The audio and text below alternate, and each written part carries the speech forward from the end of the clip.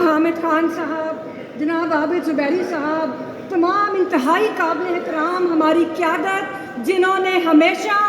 غیور وکلا کی آواز بنے، اور میرے بھائی اور میری بہنیں معزز ممبران بار جو ایوب آمریت سے لے کر آج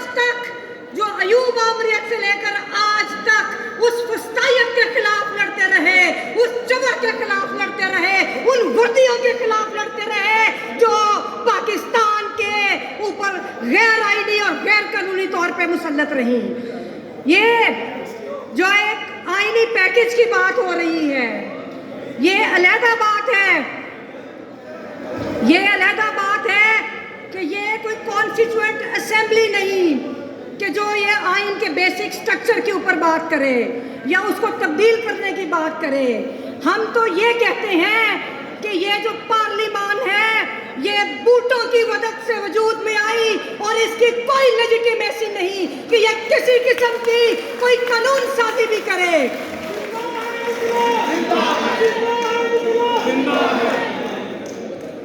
یہ بڑا پاکستان کی آئینی اور سیاسی تاریخ کا ایک عجیب واقعہ ہونے جا رہا تھا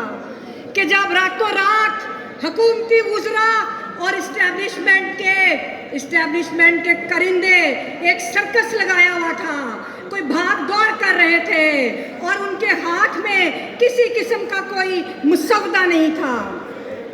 میں کہتی ہوں کہ ضیاء الحق کہا کرتا تھا کہ یہ جو پاکستان کا آئین ہے یہ 12 صفحوں کی کتاب ہے، اور یہ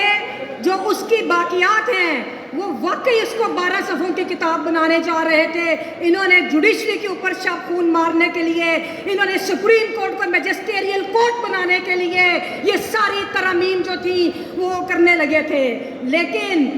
پاکستان کے جو غیور وکلا ہیں، مجھے فخر ہے کہ حامد خان صاحب کی قیادت میں جو ایک پرولونگ سٹرگل ہے وکلا کی، آپ لوگ ڈٹ کے کھڑے ہوئے، پاکستان کے عوام ڈٹ کے کھڑے ہوئے، اور ان کا یہ جو منصوبہ تھا وہ خاک میں مل گیا۔ اور کل میں نے سنا جو لا منسٹر ہیں، سب سے پہلے تو میں عابد زبیری صاحب کو سلام پیش کرتی ہوں کہ جس طرح پچھلے سال سپریم کورٹ بار ایسوسی ایشن نے ان کی قیادت میں وکلا کی کاز کو آگے بڑھایا، اور ان کے جانے کے بعد سپریم کورٹ بار ایسوسی ایشن شرم اور افسوس سے کہنا پڑتا ہے کہ ایک قبرستان بن چکی ہے۔ مجھے افسوس سے کہنا پڑتا ہے کہ یہ ایک سرکاری بار ایسوسی ایشن بن چکی ہے۔ کل آپ نے دیکھا کہ ایک کنونشن تھا جس میں انہوں نے اپنے چند لوگوں کو بلا کے، اور لا منسٹر تقریر کیا کر رہے ہیں، وہ بات کیا کر رہے ہیں، وہ یہ کہہ رہے ہیں کہ ہم ایجنسیوں سے ملے،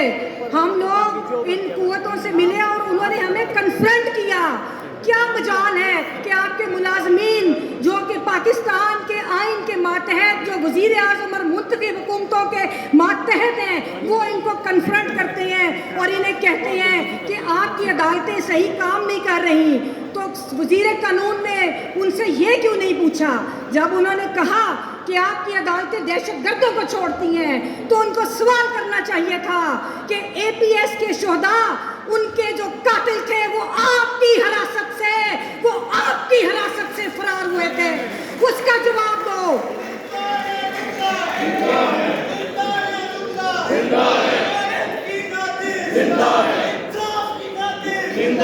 اسامہ بن لادن پاکستان کی جو یہ کلیم کرتے ہیں کہ نمبر 1 ایجنسی ہے، اسامہ بن لادن آپ کے اپنے گھر سے اٹھایا گیا۔ کیا کردگی تھی آپ لوگوں کی؟ پھر وزیر قانون کو یہ سوال پوچھنا چاہیے تھا ان سے کہ اسلام آباد ہائی کورٹ پاکستان کی تاریخ میں بطور انسٹیٹیوشن پہلی مرتبہ ججز کھڑے ہوئے، اور انہوں نے کہا کہ یہ ایجنسیاں اور یہ فوج ہمارے جوڈیشل سسٹم کے اندر مداخلت کرتے ہیں۔ تو کوئی پوچھا حکومت نے کوئی قانون سازی اس حوالے سے کی؟ تو مجھے